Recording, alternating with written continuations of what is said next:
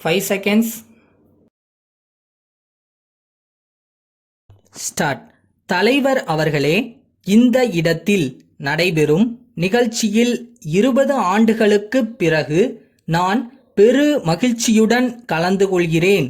20 ஆண்டுகளில் இந்த ஸ்தாபனம் எவ்வளவு வளர்ச்சியுற்று இருக்கிறது என்பதை காண்பதில் நான் மகிழ்ச்சி அடைகிறேன்.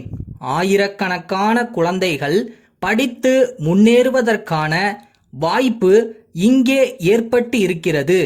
இன்றைய தினத்தை நீங்கள் ஸ்தாபகர் தினமாக கொண்டாடி கொண்டிருக்கிறீர்கள். அவ்வை இல்லம் என்ற இந்த ஸ்தாபனத்தை நிறுவிய அம்மையார் அவர்களை நான் சிறு வயதாக இருக்கும் பொழுதே சந்திக்கும் வாய்ப்பை பெற்றிருக்கிறேன். அம்மையார் அவர்கள் மகாத்மா காந்தியடிகள் கைது செய்யப்பட்ட பொழுது அதை எதிர்த்து தமது பதவியை ராஜினாமா செய்தார்கள். அது பெண்களிடையே புதிய எழுச்சியை ஏற்படுத்தியது. தொடர்ந்து அவர்கள் நாட்டின் விடுதலை போராட்டத்தில் அக்கறை கொண்டு அதற்கான முயற்சிகளை செய்து வந்திருக்கிறார்கள்.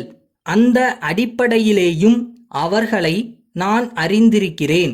அம்மையார் அவர்கள் இது போன்ற பல ஸ்தாபனங்களை பல தடைகளுக்கிடையே ஆரம்பித்தார்கள். ஆகவே அவர்கள் ஆரம்பித்திருக்கும் இம்மாதிரியான நிறுவனங்கள் மேலும் மேலும் வளரும் என்பதில் சந்தேகமில்லை. நம் நாட்டின் பொற்காலம் நம்முடைய குழந்தைகள் எவ்வாறு வளர்க்கப்படுகிறார்கள் என்பதை பொறுத்து இருக்கிறது. தற்பொழுது நாட்டிலே எங்கு பார்த்தாலும் குழப்பமான ஒரு சூழ்நிலையை பார்க்கிறோம். நம்முடைய நாட்டின் பிற்காலம் எப்படி இருக்கப் போகிறது என்பதை பற்றி கவலை கொள்ள வேண்டியவர்களாக இருக்கிறோம்.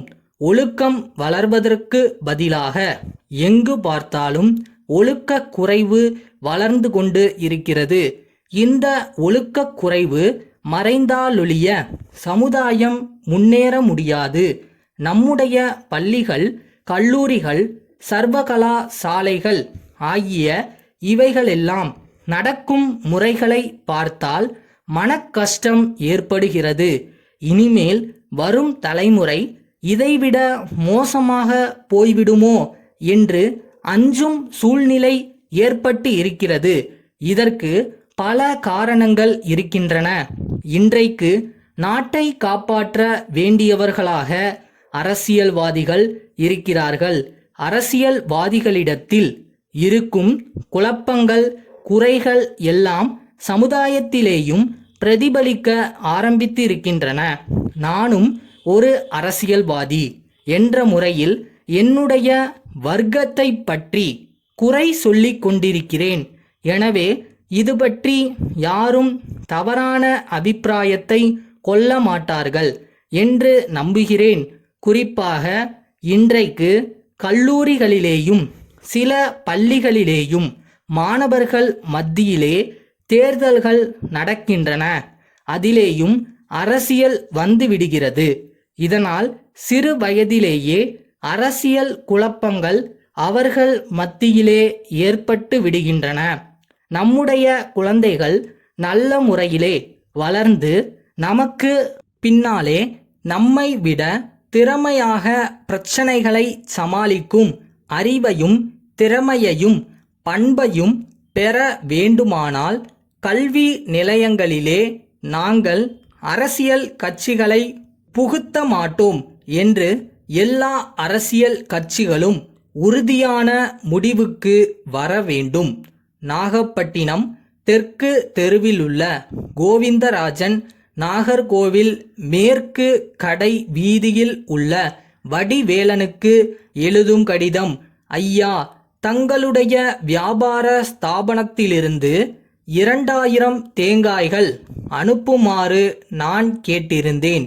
திருமண நிகழ்ச்சிக்காக அந்த காய்கள் தேவைப்படுகின்றன. இதற்கான உத்தரவை கொடுப்பதற்காக நான் நேரில் வந்தபொழுது எல்லா தேங்காய்களும் சமமான அளவில் இருத்தல் வேண்டுமென்று வலியுறுத்தி விளக்கி கூறியிருந்தேன். தாங்கள் அனுப்பிய தேங்காய்களை பார்வையிட்ட பொழுது அவை பலவிதமான பரிமாணங்களை கொண்டிருக்கின்றன. பெரியனவாகவும் சிறியனவாகவும் நடுத்தரமாகவும் அவை உள்ளன. ஆனால் பாகுபாடு இல்லாமல் ஒவ்வொரு காய்க்கும் 85 பைசா விலை என்று நிர்ணயித்து இருக்கின்றீர்கள். நீங்கள் தயவு செய்து இந்த சரக்குகளை அப்படியே திருப்பி எடுத்து கொண்டு நல்ல தரமான நடுத்தர அளவுள்ள தேங்காய்களை அனுப்புவதற்கு ஏற்பாடு செய்யவும். அவ்வாறு அனுப்பும் காய்கள் ஒவ்வொன்றும் 60 பைசா மட்டுமே விலை நிர்ணயிக்கும்படியும் கேட்டுக்கொள்கிறேன். அழுகிய காய்கள் நிச்சயமாக எங்களால் ஏற்றுக்கொள்ளப்பட மாட்டா என்பதையும் தாங்கள் கவனத்தில் கொள்ளவும். தங்கள் நம்பிக்கையுள்ள